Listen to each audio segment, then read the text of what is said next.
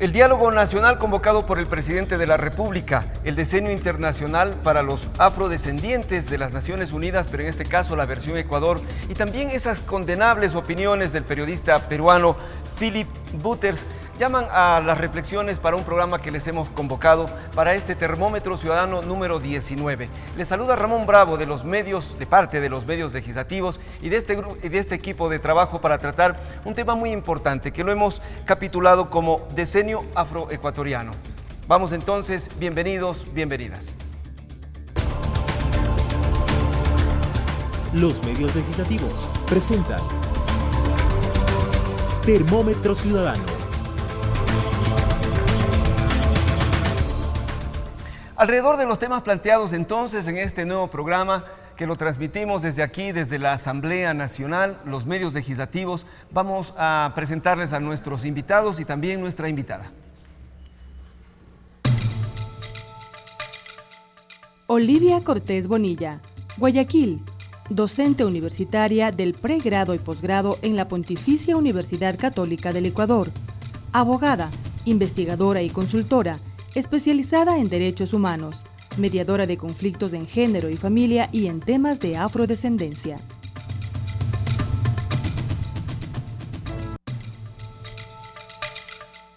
Lindbergh Osvaldo Valencia Zamora, Esmeraldas, músico, promotor cultural y artístico, estudios en antropología aplicada, ex profesor universitario de percusión afro, exdirector provincial del Ministerio de Cultura en Esmeraldas 2008-2010, creador del taller de música afroecuatoriana en Quito.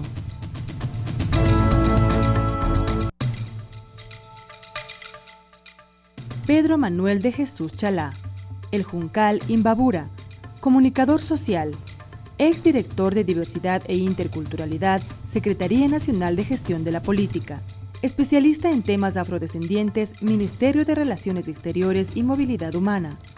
Coordinación Nacional del Frente Afroecuatoriano País, FAP.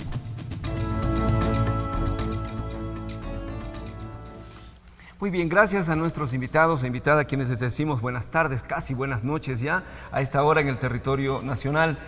Con el hashtag Decenio Afroecuatoriano usted puede encontrarnos y seguirnos a través de las redes sociales, también en Facebook como TVL Legislativa y la Radio Asamblea Nacional. En Twitter nos encuentra como @la Radio Asamblea y @TVL Ecuador. Y si desea volver a escuchar o ver este programa puede hacerlo solamente yendo a la página institucional de la Asamblea Nacional y allí dando un clic en la radio o también la televisión legislativa. Bueno, iniciemos entonces con el programa, primero saludando en orden. ¿Cómo está, doctora Olivia Cortés? Es un gusto saludarle, a Lindbergh y también a mi lado izquierdo, el lado derecho de su pantalla, a nuestro querido amigo Pedro de Jesús Chalá. Doctora, ¿cómo está usted? Muy bien, y con el gusto de estar aquí en este espacio de diálogo y de conversación para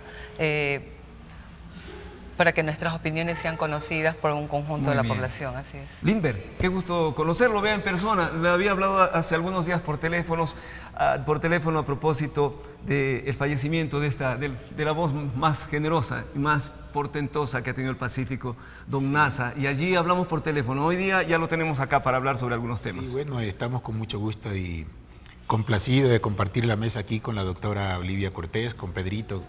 Somos hermanos de lucha, no solamente de sangre y de piel, como decimos. Estamos encausados, estamos direccionando nuestros esfuerzos precisamente a cambiar esta realidad social terrible que viven nuestros pueblos, que eso es lo que nos ocupa en cada una de nuestras disciplinas, ¿no? ¿Cómo no? La muerte de don Nasa fue reciente, pero bueno, él era una persona ya bastante mayor, pero sí fue penoso que él falleciera y fue para nosotros una cuestión muy dura, pero bueno, nos dejó su legado, que es su canto y su música, ¿no? Y sigue viviendo indiscutiblemente y lo seguirá haciendo. Pedro de Jesús, ¿qué tal? Qué gusto. Hola, muchas gracias por invitarnos, en este caso por invitarme, gracias por darme la oportunidad de compartir este espacio con Lindbergh, lo mismo con la compañera. Y bueno, entremos en materia. Bueno, veamos vamos. qué es lo que podemos hablar sobre el tema. Yo quería partir y les pido de favor una primera reacción.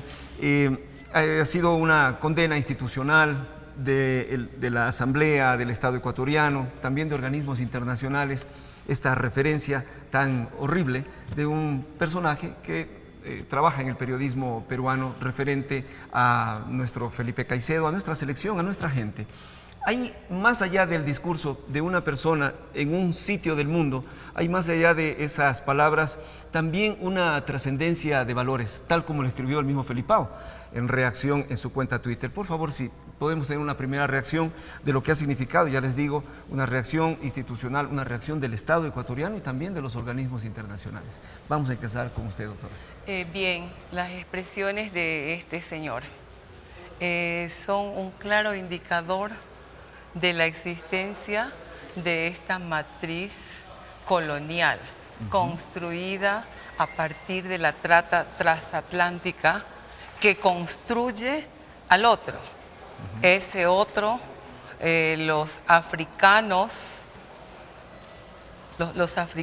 que llegan en calidad de esclavizados, y se empieza toda una narrativa a construirlo como un ser asimilado a cosas, al animal, a invisibilizarlo, a discriminarlo, a extorsionarlo. Y entonces son claras manifestaciones de un tema que es estructural, que está dentro de todo este contexto social, ya sea latinoamericano y del mundo.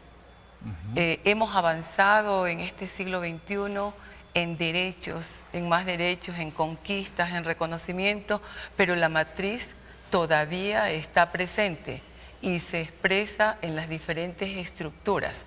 Y no solamente en la parte o desde un enfoque individual, también en el Estado se expresa. Si nosotros pensamos y conocemos y sabemos, y los indicadores nos dicen que los afrodescendientes y también los indígenas estamos en esa pirámide de inferioridad y de desigualdad en todos los derechos. Correcto, lo vamos a ir evidenciando. Claro indicador de la matriz colonial, Pedro. ¿Así también lo ve usted? Bueno, me parece que el mes anterior, mes y medio, estuve justamente en la radio pública, compartiendo micrófonos con una compañera asambleísta indígena, y nos preguntaban justamente sobre eso, y luego estuve en otro espacio, y algo que dije también fue que no me preocupaba el hecho de que el racismo, estos procesos o estas manifestaciones racistas no hayan desaparecido. ¿Y qué le preocupa, sí, entonces? lo que me preocupaba era que se mantengan, que estén latentes, que el rato menos pensado resurgen, ¿no? Como esta vez. Chispa. Es una chispa y por ahí sale y la dicen y como que no pasa nada. Y una de las cosas interesantes es que se hace, o mejor dicho, me acordaba de cierto momento que en el 96, creo que fue el Inver, 95, 96, creo que fue por ahí, 97, que un alto, podemos decir, oficial de la policía, dijo que tenía que blanquear la selección del Ecuador justamente porque los negros no funcionaban. O este señor que en el Canal 5 en RTS en su tiempo, de estos programas de entretenimiento, dijo que los negros no teníamos nada más que 2 manías en la cabeza y que solo valíamos para jugar fútbol. Es como digo, no es que no desaparezca, sino que está ahí, está en las personas, está en la sociedad, y eso pues ha generado que nosotros a ciertos momentos, y no en ciertos momentos, no siempre sigamos en este proceso de lucha, ¿no? Es una ratificación de lo que decía la doctora Cortés. Por favor, Lindbergh. Bueno, hay tanto que decir en torno a estas experiencias, ¿no? Pero de todo se aprende, ¿verdad? Digo que prefiero la nobleza de un gorila o de un cocodrilo. Preferiría contagiarme de ébola antes que fungir de ser humano y como ser humano ejercer un supuesto derecho a la libertad de expresión. O sea, porque soy libre de expresarme, agredo.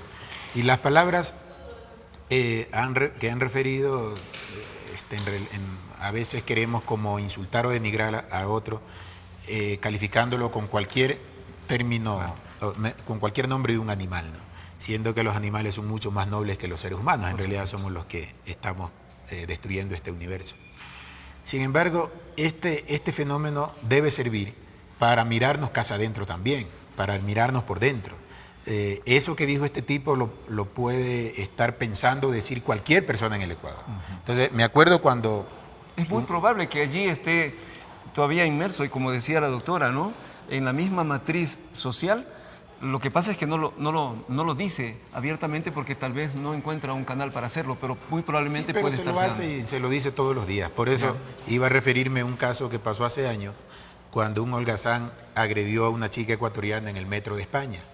Entonces, todo el país reaccionó igual que ahora, condenando ese acto porque se sintió tocado, porque era una chica que migró y fue ofendida con sintió alguna relación, del claro, sudaca, el europeo frente a nosotros. Entonces, cuando pasa fuera de nuestro país con este tipo, no sé cómo llamarle, y toca a un hermano ecuatoriano, sea afro, sea indígena, sea mestizo, entonces la gente reacciona. Pero esto debe servir para mirarnos casa adentro, como digo, y también para mirarnos esta realidad que ha referido la doctora Olivia Cortés, que lo que dijo este señor es algo que puede decir, o que han dicho, o que dirán ecuatorianos también. O sea, la cosa es cómo sanarnos de eso. Sin embargo, cuando se dan estos fenómenos que le denomino algo así como esta discriminación negativa, agresiva, porque finalmente las palabras solo son palabras, son significantes. Las palabras se las llena de contenido también de acuerdo a la intención y el significado que se le da. Entonces, el significado que se le da cuando te dicen gorila o te dicen cocodrilo tiene un sentido de animalizarte, de ponerte en el grado de este animal del salvaje, que digo, lo repito, sigue siendo más noble que un ser humano de esta calaña. Pero lo que iba a decir es que en realidad esto debe ser una preocupación de segundo grado, porque ahora pasó con Felipe Caicedo, que es una persona mediática. Lamentablemente, por buena o por mala. ¿Qué decir de la cotidianidad, no? Exacto. Los medios de comunicación, y qué bueno que estos espacios se permita a uno opinar, pero los medios de comunicación funcionan también de acuerdo a sus intereses económicos. Entonces, lo que es mediático, como el artista, como el deportista, entonces se da más espacio. Ya lo vamos a tocar. Pero no se tocan temas en el ámbito social, como ha referido la mesa, y que tienen que ver mucho más allá de esta discriminación. Muy bien. Porque si tocamos y atacamos fenómenos como el desempleo, a mí me importa un pito que me discriminen. O sea, si me agreden, yo reacciono. Pero la cura para este fenómeno es que la gente tenga igualdad de derechos y participación. ¿Cómo no? Eso es un asunto de maduración de las democracias y lo vamos a discutir ya mismo. Tenemos también reacciones desde las redes sociales. Bienvenida en este nuevo fin de semana, querida compañera Salomé. Bueno, buenas tardes a nuestros invitados. Gracias por compartir este espacio junto a Ramón y junto a mí en Termómetro Ciudadano. A la ciudadanía, bienvenida a una nueva entrega. Estamos aquí nuevamente recogiendo sus inquietudes, sus dudas, sus comentarios en las redes sociales. Esta semana hemos tratado el tema de decenio afroecuatoriano y justamente con este hashtag pedimos a la ciudadanía que interactúe con nosotros. Me gustaría un poquito recordarles que el 16 de febrero de 2016 el expresidente Rafael Correa firmó el decreto para el cumplimiento del decenio afroecuatoriano. Entre este decreto tenía 3 objetivos. Uno de ellos es la elaboración de leyes para erradicar el racismo y cualquier forma de discriminación. Esto es parte del decreto que se firmó. En el marco de esto, comentarles que hemos recibido un tuit desde la cuenta de Polola Linda que nos dice lo siguiente: las personas afro somos víctimas constantes de racismo. Creo que la educación debe llegar desde la casa y en los primeros años de la escuela. Yo le pido por favor a nuestra invitada, Olivia Cortés, si nos puede ayudar con una respuesta, con una reflexión para esta tuitera que nos escribe. Yo lo que creo que las palabras construyen realidades y entonces toda esta construcción se viene moviendo desde hace siglos. Y el tema de la discriminación no es un tema aislado, es un tema que ocurre día a día, cada minuto, a todos los afrodescendientes de aquí del Ecuador y en el mundo. Todos tenemos decenas o docenas o cientos de situaciones por las cuales hemos sido discriminados. Simplemente que estas formas de discriminación van mutando en algunas ocasiones, solapadas, abiertas. Y es por eso que el tema de la discriminación es un problema que alarma a la comunidad mundial, y es por eso el decenio. El decenio entre sus objetivos dice no a la discriminación, por la igualdad, y por la igualdad respecto a la justicia, al desarrollo, y entonces como que no solamente con leyes se puede combatir la discriminación racial, necesitamos políticas públicas que difundan, se me ocurre, que difundan las imágenes de lo que realmente somos los afrodescendientes. ¿Y qué somos? Seres llenos y pletóricos de dignidad, como cualquier otra persona, que nos merecemos respeto, que tenemos nuestros niveles de conocimientos, de entendimiento, de inteligencia. Y si avanzamos a la historia, todos los aportes en todos los campos del convivir que hemos aportado y seguimos aportando. Pero ¿qué ocurre? La matriz ideológica construida desde el siglo XVI hasta ahora, que lo que ha hecho es mutar, entonces no ha permitido visibilizarnos plenamente. Estamos visibles, pero invisibles. Estamos incluidos en una sociedad que es a partir de 1998, que reconoce que somos ciudadanos ecuatorianos, por decir, y que por eso tenemos derecho a la inclusión, pero incluidos en la periferia. Entonces, cuando decimos, ¿a dónde están los afrodescendientes? Sí, en la periferia. En la educación, en la política, en el sistema de justicia, en todas partes. Y tenemos cientos, yo diría miles de hombres y mujeres preparados, con capacidades que no se les ha dado las oportunidades. ¿Y por qué? Porque se sigue, el tema no ha sido resuelto. Entonces nosotros tenemos un conflicto. El tema del racismo, de la discriminación es un conflicto que en este siglo XXI nosotros los afrodescendientes estamos preparados y nos estamos preparando para continuar en la lucha, porque los afrodescendientes históricamente hemos enfrentado este problema a partir de diferentes estrategias con resultados a mediano, a largo plazo, pero no es suficiente. Necesitamos... Doctora, de eso vamos a hablar ahorita. Perfecto, justo del diálogo nacional convocado, y ahí hay unas interesantes propuestas de ustedes. Vamos a hacer una pausa pequeñita en el programa número 19, Termómetro Ciudadano, y tendremos unos datos interesantes también que hemos recabado sobre la población, sobre el pueblo afroecuatoriano.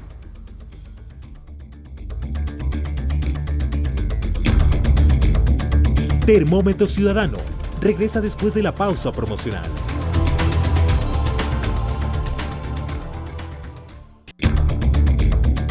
Nuevamente con ustedes en Termómetro Ciudadano. Muy bien, seguimos con Termómetro Ciudadano número 19. En esta vez les hemos propuesto el tema decenio afroecuatoriano y les reiteramos, para quienes nos siguen a través de la radio de la Asamblea, se encuentra con nosotros Pedro de Jesús Chalá, un comunicador social, viene desde el Juncal de la provincia de Imbabura, Lindbergh, Valencia, quien es esmeraldeño, músico, promotor cultural, dedicado a las artes escénicas también, y la doctora Olivia Cortés, guayaquileña, docente universitaria y especialista mediadora de conflictos de género y familia y en temas de afrodescendencia. El programa se llama Termómetro Ciudadano y les hemos planteado una pregunta a las personas en la calle. Claro, este es un sondeo, hemos recogido algunos comentarios aquí en Quito con la pregunta: ¿cuánto se ha avanzado en inclusión al pueblo afrodescendiente? Hablan los ciudadanos en este orden: César Piñeiros, Jackson Arroyo, Calo Valencia, Marcelo Mena y Mariana Freire. Adelante con ese video. ¿Cuánto se ha avanzado en inclusión al pueblo afroecuatoriano? Es un tema que aún falta por explorar. Por ejemplo, si es que tú vas a un banco, tú no ves tantas personas negras ahí como cajeras. Entonces ya es un paso para ver que hay esa desigualdad. Los afros no tienen espacio, no tienen ministerio, no tienen ni la oportunidad de ser, discúlpenme entrando al tema político, ni candidato en su pueblo. Sí, ellos también están ya tomados en cuenta en muchas cosas. Se les ve participando bastante en la asamblea, en la política. Se ha avanzado bastante. Ahora tenemos funcionarios que se encuentran prácticamente en jefaturas. Tenemos diputados, asambleístas, que también son afroecuatorianos. Yo creo que sí se ha avanzado. Todavía hay mucho que hacer, porque no es solamente el asunto de a través de leyes, sino de comportamientos, y eso se va formando desde la infancia. Concuerdan todos, invitados e invitada, en que se ha avanzado, pero sigue habiendo desigualdad. Y solamente para ir con Pedro y con Lindbergh también, y con la doctora Olivia, usted decía, sí, estamos visibilizados, pero desde la periferia. Bueno, por favor, Lindbergh, o como gusten, por favor, adelante. Pueden ustedes hablar libremente, interrumpir, complementar, como se sientan bien. Bueno, es cierto que hemos dado pasos, gracias también a las luchas, no solo lamentablemente como a veces los medios lo quieren evidenciar, que es solo desde el deporte. En el deporte, exagerando, habrán 500 actores, 500 trabajadores en el fútbol, el atletismo, pero lamentablemente eso es lo que los medios muestran, es como un fenómeno más mediático que muchas de las cosas que ha referido la doctora Olivia, que tiene que ver con gente capacitada y profesionales en todo aspecto, en todo ámbito. El tema de las luchas territoriales en el norte de Esmeraldas e incluso en el mismo Valle del Chota. El tema de la educación, es un proyecto que viene hace más de 20 años con una comisión que tenemos nosotros, que es de etnoeducación, así se llama hasta ahora, que tiene que, como tarea, incluir en las mallas curriculares los temas que nos atañen, como la historia, etcétera, etcétera. Esa es una cosa que todavía el Estado está en deuda, porque hace mucho que estamos ahí y tocando la puerta y no podemos entrar. El tema de la comunicación misma, el tema cultural en general, todavía se lo sigue viendo como algo meramente folclórico, todavía no podemos insertar el conocimiento desde el arte sonoro o escénico a las universidades. Recién estamos por ahí en diálogo con la Universidad Central. Entonces, hay muchas cosas que están pasando, pero que lamentablemente no se las visibiliza. Ahora mismo el tema del racismo contra Felipe Caicedo, se sabe de eso porque él es una persona mediática, pero ese fenómeno está pasando todos los días en los barrios de Quito, de Esmeraldas, de Guayaquil, en todo el país.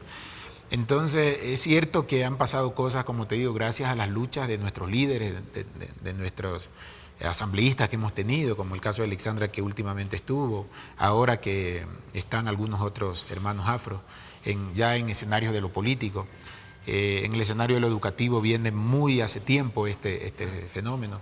Entonces, cosas que van pasando, pero realmente es muy complicado cuando no tienes, ¿cómo se puede decir?, el cumplimiento de la normativa legal. Porque en aspectos legales hemos avanzado bastante, desde la Constitución misma, leyes, vamos a los etcétera, retos etcétera. ahora, ¿no? Entonces, el punto es que las personas que son actores políticos entiendan, conozcan, por lo menos se pongan curiosos.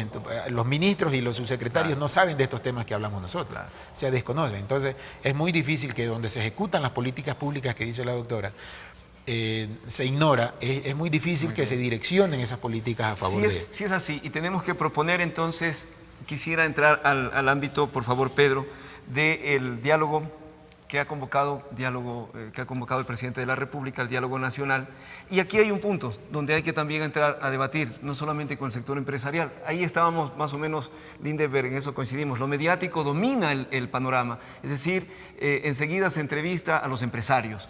Muy rápidamente se entrevista a las organizaciones nacionales de los indígenas, también importantes, por supuesto, respetables, todos ellos. Pero nadie ha hablado sobre el tema de la plurinacionalidad y lo que ustedes decían. ¿Qué cosas hay que proponer dentro de este diálogo nacional también al gobierno y al Estado ecuatoriano? Bueno, antes de proponer, yo creo que sería bueno conocer. Sí, y por eso mismo se dice, el que desconoce ignora. Se desconoce, es cierto, el total de la población afroecuatoriana en el país es el 7.2%. ¿No es cierto? Estamos hablando de un millón, había notado. Sí, un millón y algo de más. personas. Estamos repartidos, la mayoría en provincias como Esmeraldas, Imbabura, Carchi, pero la gran mayoría de la población afroecuatoriana la encontramos en Guayaquil. Todo este tema por la misma necesidad. En la Amazonía, sí, en Sucumbíos, el Tena, estuve viviendo por allá un añito. Y esto genera o ha generado también el que nosotros nos ubiquemos en todas las 24 provincias del Ecuador, ¿no? Y lo que hay que también tener claro, y por eso digo el que desconoce ignora, es que todo lo que hemos tenido hasta ahora no ha sido regalado. Esto ha sido fruto de una lucha de más de 20, 30, 40 años de procesos organizativos, de organizaciones sociales, de gente que ha fallecido en este trabajo, ¿no? Gente que ha estado allí caminando, gente que ha logrado que se firme el decreto 60 en el 98, me parece, más o menos. Sí, luego de ello está, sí, es cierto, el decreto ejecutivo, la ejecución del decenio de los afroecuatorianos acá, y se hago, sí, ahora en el 2016. Y se logró también, si ustedes no conocen, conozco, sería bueno también ir, se ha logrado también un acuerdo ministerial sobre el tema de etnoeducación. El Ministerio de Educación tiene un acuerdo ministerial está escrito, está firmado por el anterior ministro, ¿sí? Pero de eso, ¿qué se ha hecho? Eso es la pregunta. Interesante. Sí. Entonces, de allí para allá es lo que tenemos que ver. Ahora, todos estos lo que buscamos es que política pública de acciones afirmativas. Claro. El pequeño problema con el tema de la acción afirmativa es que dura un tiempo, ¿sí? Cuando en el 2011 se dio el Año Internacional de los Afrodescendientes, las instituciones del Ecuador hicieron varias acciones y varias actividades para visibilizar al pueblo afroecuatoriano. Visibilizar. Pero no se trabajó ni una tan sola política pública. Y ahí se produce sí, lo que decía y la ahí doctora. se produce esto. La no hay trabajo. Cortés, claro. Sí, el tema de justicia, ahora recién con este chico Arce, se ha venido bregando y ahora recién van a pedir disculpas públicas. Sí, en tema laboral, como decía, vemos muchas personas que estamos desempleados, teniendo título de tercero o cuarto nivel, o algunos que no tenemos, pero somos expertos en ciertas áreas. Sí, en el tema educativo, podemos contar, pero sobre el tema de etnoeducación, sobre cómo se ha avanzado desde el pueblo afroecuatoriano, lo hemos hecho. Existe la Comisión Etnoeducativa conformada por varias personas a nivel nacional que han trabajado esto no ahora, sino lo vienen trabajando más de 20 años, ¿no? El tema de salud, con el tema de parteras, con el tema de ver la medicina casa dentro del pueblo ecuatoriano y luego de ello trabajarla hacia afuera. ¿Sí? El tema de vivienda es una de las cosas muy fuertes y muy preocupantes también para el pueblo ecuatoriano. Y no se diga del y lo que más podemos decir así claramente, aparte de la agricultura, que eso es algo, yo soy campesino. Sí, y dije que espero regresar al campo, pero regresar al campo para innovar. Recién estuve hablando con algunos familiares míos del Juncal y me decían, Pedro, en Juncal no hay qué sembrar, no hay cómo sembrar, no sirve la tierra. Entonces la gente lo que hace es traer cosas de Colombia para vender en el Ecuador. Y así viven, ¿no? Y eso genera ¿qué? Este comercio, este trabajo informal, ¿sí? Pero lo más fuerte que también nosotros creemos que es necesario es cambiar de lo que es objeto a ser sujeto. Pero eso se hace a través de participación ciudadana. Hay herramientas en participación ciudadana, existe el Consejo Ciudadanos Sectoriales, asambleas ciudadanas, asambleas comunitarias y en especial está el Consejo de Igualdad de Pueblos y Nacionalidades. Que ya está institucionalizado. Habla en el acuerdo, en el decreto ejecutivo que firmó el señor presidente el 16 de febrero, dice en la parte de abajo, se trabaje por la Secretaría Nacional de Gestión de la Política hasta que el Consejo de Igualdad de Pueblos y Nacionalidades se institucionalice. Claro, ya está, pero no hay nada. Correcto. Vamos por esa parte. Sí, adelante, doctora Olivia Cortés. Retomar el tema del diálogo. Conocernos, decía en primera instancia. A mí me parece que es súper interesante plantear un diálogo. Por una parte, me llena de preocupación y por otra parte, me llena de un poco de satisfacción. Pues como todo mundo me conoce, yo estoy trabajando en mediación hace más de 20 años. Yo sé cuáles son los frutos del diálogo. Entonces a mí me preocupa de que el diálogo se convierta en un discurso para que la gente hable, pero que su opinión, y en este caso las agendas, un diálogo es para revisar las agendas de los sectores. ¿Qué elementos debería tener, doctora? Por ejemplo, el diálogo, para empezar, tiene que despojarse de las relaciones de poder. Cuando hay relaciones de poder no hay diálogo. El diálogo tiene que aislar la competencia. Tiene que aislar la competencia, porque de lo contrario es un debate. Y en el país, al menos en los últimos 10 años, hemos estado debatiendo. El uno gana, el otro pierde porque tiene más argumentos. Pero el diálogo es para favorecer los intereses de las grandes mayorías. Y entonces, la preocupación que tengo frente a esta política de diálogo es que los sectores o los grupos étnico-raciales como nosotros seguimos invisibilizados. Los afrodescendientes necesitamos estar presentes en este diálogo para que nuestras agendas construidas hace 20, 25, 15, 10, 5 años y hace un año. Solo nómbreme unos dos temas, doctora, que deberían estar inmersos en este diálogo nacional. El tema del diálogo nacional, a mí me parece que se tendría que trabajar el tema de la violencia contra las mujeres en este país, porque es un tema que también ha sido como parte del discurso, pero cada día las mujeres siguen muriendo de hecho, que hubo en base aquí, sí, a la violencia. Y entonces, de hecho, que ayer revelaban nada más aquí y de manera específica, datos de creciente violencia y asesinatos a mujeres. De manera específica, que se recoja también así las agendas de las mujeres diversas, y entre ellas estamos nosotras las afrodescendientes, a partir de un principio de la interseccionalidad, porque nosotras no solamente somos violentadas por mujeres, somos violentadas por ser negras. Es la violencia de género, por ser mujeres, por ser negras, por ser rural, pobres, por ser parte de la zona urbana, rural. Entonces es un tema muy difícil que atenta contra la dignidad del conjunto de la mitad de la población somos las mujeres. No sé, y las mujeres negras, un gran porcentaje del 7.2%. Dime, un comentario sobre eso. Los temas que deberían entrar en un diálogo nacional convocado desde el gobierno. Bueno, creo que deberíamos partir del cumplimiento de lo que ya está legislado. Uno de los problemas que tenemos es que hay la legislación que no se está cumpliendo. Pedrito ha referido a, hablemos desde la Constitución del 98, posteriormente la del 2008, el presidente Correa emitió un decreto, fue en el 2009, recuerdo. Aquí a nivel del Distrito Metropolitano hay una ordenanza distrital que también apunta a la inclusión y a la participación conforme a la población, que en Quito más o menos el 4% de la población afrodescendiente. Entonces, el cumplimiento de mucha de esa legislación nacional o internacional ya sería un gran paso y que se lo tiene que poner en la mesa de diálogo. ¿Para qué? Para que se socialice, se visibilice, se conozca, se ilustre a las personas que están en los puestos de poder, llámese ministerio, secretaría. Porque lamentablemente muchas de las cosas no se cumplen es por ignorancia, porque no se las conoce. Pero si llamamos... también por el tema de voluntad política. Por ejemplo, yo siento que hubo una gran voluntad política para tratar el tema de discapacidades aquí en el país. Entonces era un sector invisibilizado. Entonces hay cuotas, hay bonos, se avanza, se fortalece, se empodera.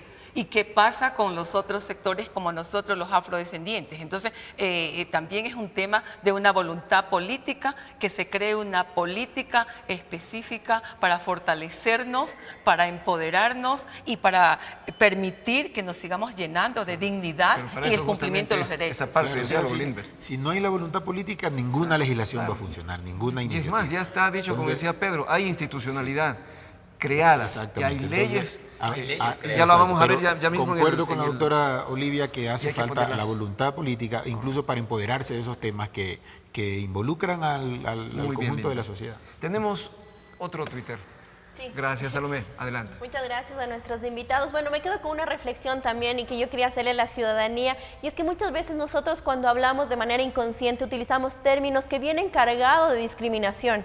Sin lugar a dudas, el lenguaje cotidiano es el reflejo de una sociedad y lamentablemente la represión racial se ve reflejada en las palabras que nosotros utilizamos. Traigo a colación esta reflexión porque un tuitero nos pregunta la siguiente: hasta en nuestro lenguaje existen palabras de racismo que deben ser eliminadas.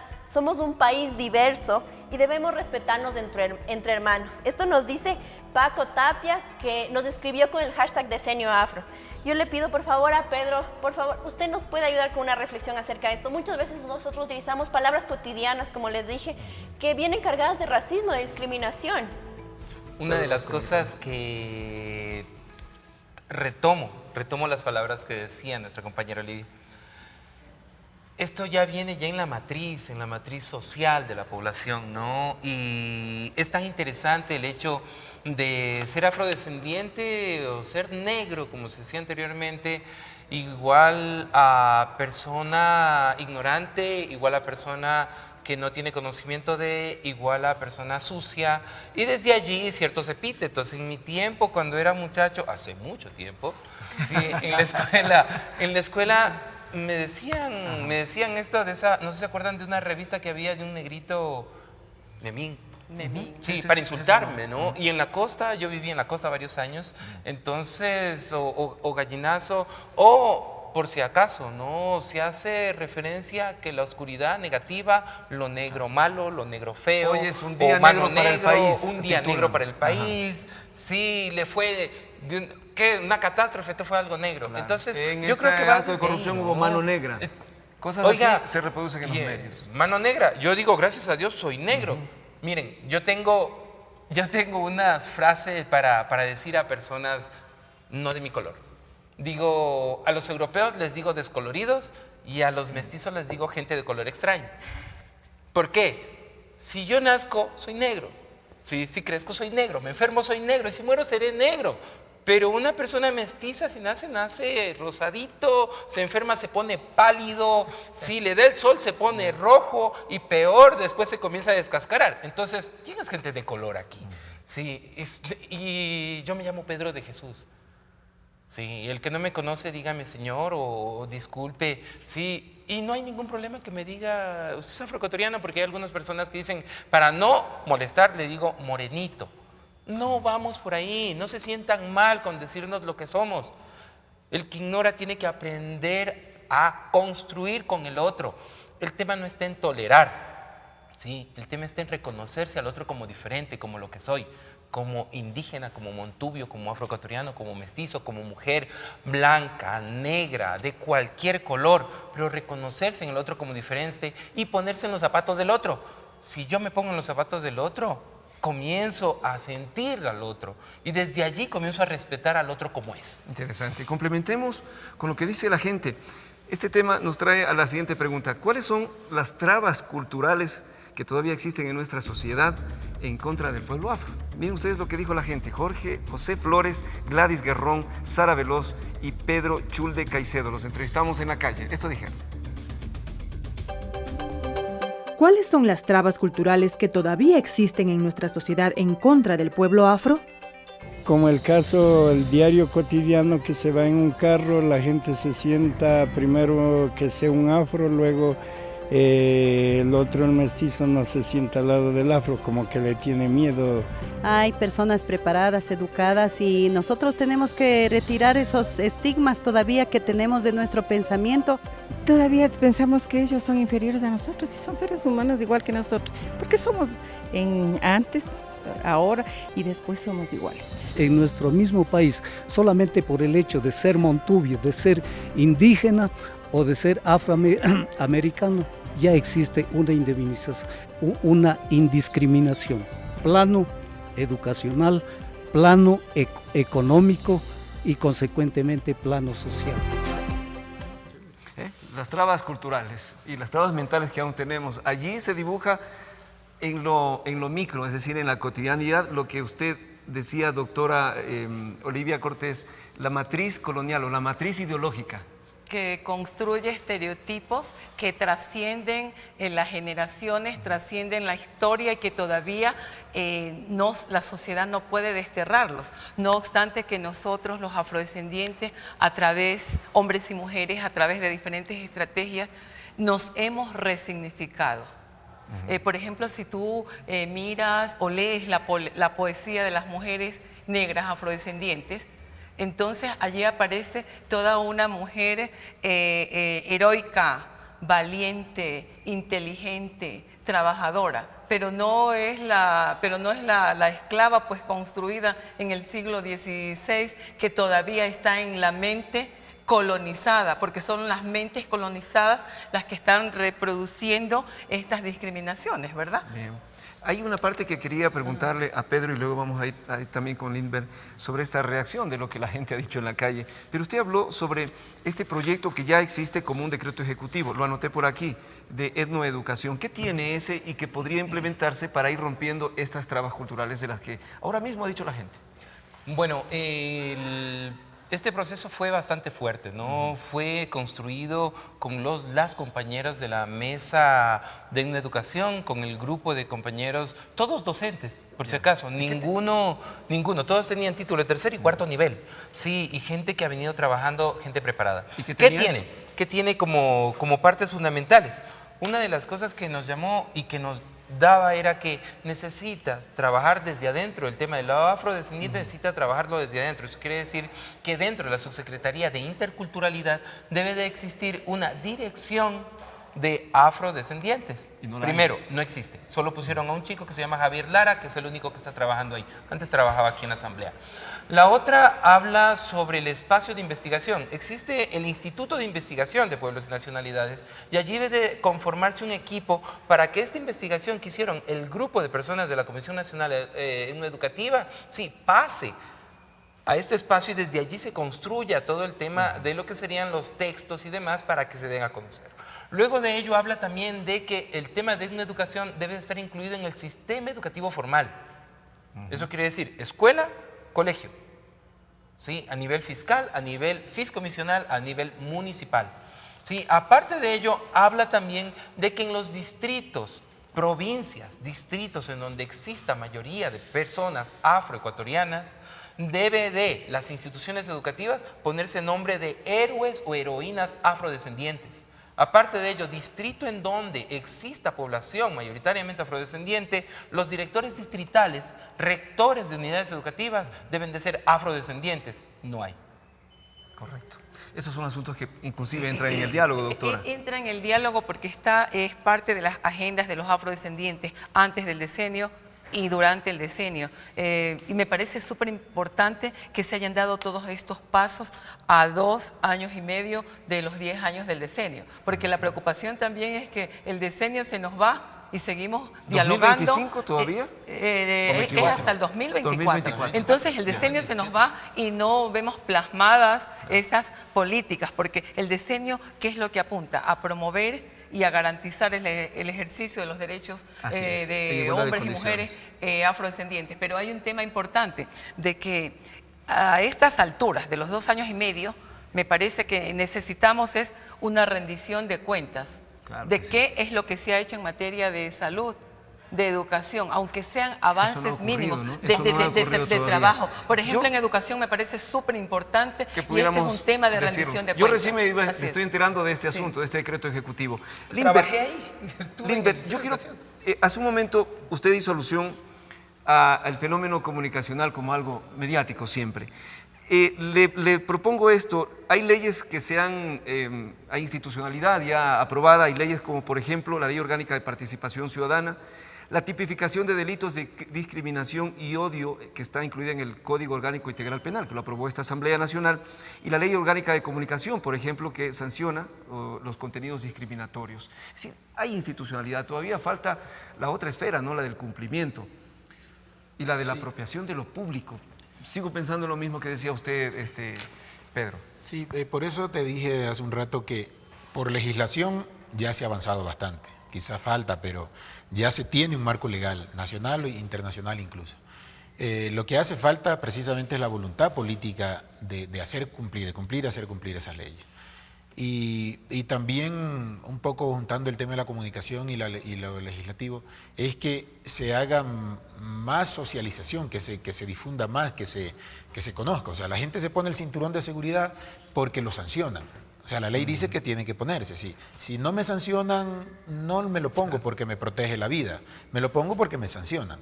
Entonces, lo mismo debe hacerse con estas normas que se vayan sentando precedentes. Por ejemplo, la lucha que se libró, gracias a la familia de Michael Arce, de que los medios la recojan como una noticia trascendente a nivel internacional. ¿Por qué? Porque eso va generando en el imaginario social del político, del comunicador, de la autoridad, etcétera, de la gente que habla en las calles, va generando un conocimiento de que algo está pasando. Entonces la gente ya empieza a hablar de eso. Cuando se metió en el lenguaje común el bullying, todo el mundo empezó a hablar de bullying. Cuando se metió, ha dicho la doctora, el tema de las discapacidades. Entonces, se van volviendo fenómenos que ya la gente los hace suyos y los va asumiendo. Es decir, en el Ministerio de Educación la gente dice, ahora ya no cuesta, la educación es gratuita. Entonces, la madre de familia va y si le cobran $20 o 20 sucres, entonces sabe que están violando su ley. Es decir, la gente como que se va empoderando de lo que se distribuye en el imaginario social. Entonces, el tema de la discriminación, no se distribuye la información porque eso no toca a todo el mundo. O sea, una persona puede ser rica, pobre, urbana o rural, pero puede conseguir un departamento, un empleo, una beca. O sea, es normal. Yo tengo garantías sociales, garantías políticas. Pero el problema está en el que sufre la discriminación que dicen los expertos estructural. O sea, que es este fenómeno que ya está como enquistado en lo institucional. O sea, es raro que alguien llegue a una oficina y vea a Raquel González dirigiendo el Consejo de Participación Ciudadana. O sea, se sorprende y pregunta cómo así. En mi caso, en el caso de la doctora, dirige un departamento de diálogo, creo que se llama, en la Universidad Católica. Entonces, si llego, entro y entonces llego y le pregunto dónde está la directora, porque es raro que ella dirija. Si Pedro dirige un distrito de la educación, pasa lo mismo. En mi caso, yo estoy al frente de una unidad de música del municipio de Quito, y entonces llegan y hablan con cualquiera y después resulta que tienen que hablar conmigo. O sea, ¿por qué? Porque no es normal que dirija un afroecuatoriano, un afrodescendiente. El más claro ejemplo. Pero ese fenómeno sucede porque no está en el imaginario social la igualdad que dice la Constitución, el Estado plurinacional, ¿no? El Estado de diverso, todo el discurso de diversidades y de multicolores, etc. Entonces, hace falta que se socialice, que se comunique, que se ponga más en escena los buenos casos que pasan. O sea, muy bien, vamos a ir a... No nos hace mucho, es decir, suma, pero no basta con que se ponga como en todos los medios el fenómeno de Felipe Caicedo, porque sí es un agravio a los derechos humanos de una persona, sí, pero tiene que también visibilizarse el logro que consiguió la familia de Michael Arce poniendo a una institución como el Colegio Militar y al causante del delito. Que allí es donde se visualiza. O sea, ¿por qué? Porque el niño, el joven, el periodista, todo el mundo está viendo que se está cumpliendo la ley. Entonces ahí todo el mundo va a tener miedo o temor o preocupación, como dije el ejemplo de ponerse el cinturón de seguridad. O sea, yo no puedo atropellar a cualquiera, ¿por qué? Porque hay una ley que me sanciona. Muy bien, Lindbergh, muchas gracias, Lindbergh Valencia. Hacemos una pausita pequeña para ir a la última parte, las reflexiones sobre este tema que hemos tratado, tomando en cuenta que entramos a un momento histórico de diálogo nacional y también haciendo una evaluación muy interesante sobre el decenio de los afrodescendientes. Termómetro Ciudadano regresa después de la pausa promocional.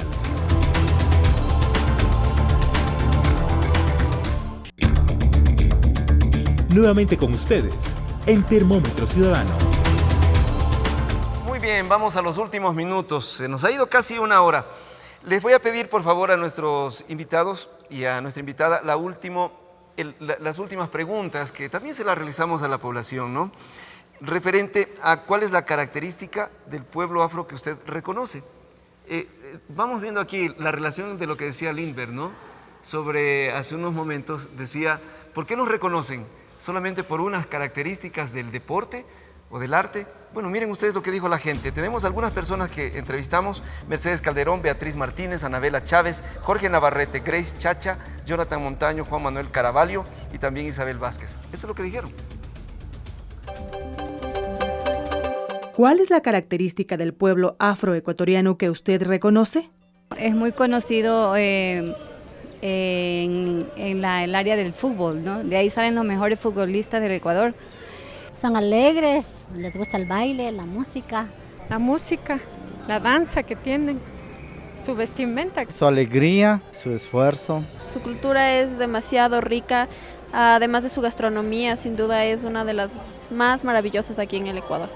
La gente alegre, la gente divertida, su música, la sazón, su comida. Durante muchos años se ha identificado con el pueblo afro como personas bailadoras, consumidoras de la buena música, del arte, personas muy divertidas. Es una cultura muy amigable, una cultura que demuestra su artesanía. A mí me causó un poco de escalofrío cuando hacíamos la edición, porque decía entre esa parte, esa matriz ideológica, y también no solo la ideológica, sino la real. ¿Qué pasa con la ciencia, la investigación, el arte? Tenemos a un Antonio Preciado, tenemos mucho bagaje de la escritura del pueblo afro. Solamente les pido de favor, me está diciendo que 4 minutos entre los tres, una reflexión final y un mensaje sobre este tema. ¿Con quién iniciamos, Lindbergh? Bueno, tiene un minuto, como sí, dicen aquí. Ok, gracias. Agradecerle por el espacio. Pero no me puedo ir sin decir que Lo importante que debemos entender como sociedad, en todos los actores, en todos los grupos, es que muchas de las cosas que son estigmas, que son insultos, que son agresivas, en fin, se van a subsanar cuando se cumplan los derechos humanos y los derechos sociales y políticos. Eso tiene que ver con que este diálogo que ha propuesto el presidente Lenín Moreno también sirva para hablar de la educación media, de la educación superior, sirva para hablar del tema del empleo en torno a nuestras capacidades. O sea, no es que no hay los profesionales para cumplir la cuota porcentual en cada ministerio, en cada institución pública, incluso privada. Cuando nos sirva también para hablar del tema de solución a vivienda o del tema de oportunidades en las provincias donde venimos la mayoría. Porque también hay que decirlo y la gente debe saber que hay quiteños originalmente quiteños. O sea, no es que todo el afro que está en Quito es migrante, hay también afroquiteños. Pero la gran mayoría venimos de otras provincias, como mucha de la gente ecuatoriana. Entonces hay que tocar esos puntos y cuando tengas solucionado lo social o el seguro social que decimos, tener un empleo digno para tu familia, una vivienda, educación para tus hijos, a mí me resbala que alguien pretenda agredirme con no sentarse al lado mío. Voy más cómodo. O sea, simplemente así. Entonces, claro, eso nos pasa a Pedro, le pasa a la doctora Olivia, me pasa a mí. Pero cuando las personas están al margen del desarrollo que conocemos en lo económico, en lo social, entonces obviamente seguimos sintiéndonos víctimas de ese fenómeno que conocemos como discriminación. Muchas gracias, la doctora Olivia Cortés. Un corto mensaje y reflexión final. Sí, yo lo que creo que los afrodescendientes, hombres y mujeres, estamos más allá del fútbol y del baile. Somos una etnia solidaria y muy resiliente, que a pesar de toda la tragedia de la trata, seguimos sonriendo y seguimos enfrentando y seguimos luchando por conseguir dignidad. Y es así como nosotros nos vemos y queremos ser vistos por el conjunto de la población ecuatoriana. Muy bien, muchas gracias. Y también, Pedro, hagamos una última reflexión. Pedro de Jesús. Casi como dice Limber, sin querer irme lejos, en el tema de los diálogos, yo creo que una de las cosas que hay que topar es el tema de interculturalidad. No puede hablarse solamente de plurinacionalidad, porque si vamos al concepto claro de plurinacionalidad, hablamos de varias nacionalidades en un espacio. Interculturalidad, hablamos de varias culturas, varios pueblos y nacionalidades trabajando hacia un objetivo común y un solo horizonte, que es mejorar este proceso de revolución ciudadana y mejorar lo que es este Ecuador. Por ahí va, sí. Hacer un proceso de seguimiento y evaluación, lo acaba de decir acá la compañera y yo estoy de acuerdo. Sí, seguimiento y evaluación cada año, cada 2 años, de cómo hemos ido avanzando y hasta lo que no se ha avanzado en lo que tiene que ver con aplicación de política pública frente al tema de etnoeducación, sobre el tema de afroecuatoriano, sobre el tema de afrodescendencia, sobre el tema de este decenio.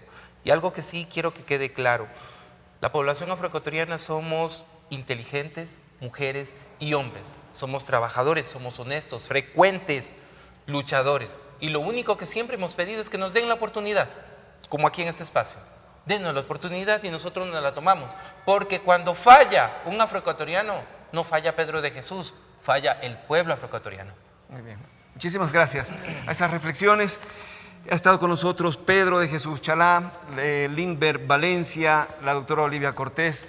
Había un momento que lo habíamos preparado con Limber, quien nos ha regalado en múltiples ocasiones la potencialidad que tiene, entre otras, muchas otras cosas de las que hemos hablado, la cultura musical. Y como buen gestor cultural, cerramos un poco con todo lo que ofrecen. Muchas gracias por haber hablado con esa libertad y hacemos un mea culpa. Los medios legislativos todavía no tenemos un espacio que está planteado ya para el pueblo afroecuatoriano. Así que esto es un compromiso institucional público y lo vamos a lograr y lo vamos a hacer para conocernos juntos. Gracias a usted, Olivia, a usted también, Pedro, y nos despedimos con Lynn.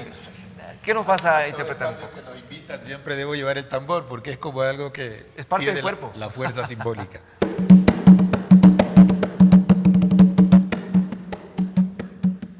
Tenemos nuestros dioses.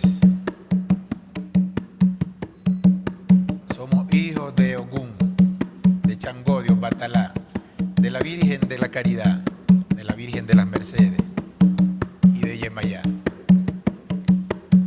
Somos médicos de nuestros enfermos que curamos con nuestra propia medicina, hija de hierbas y bejucos.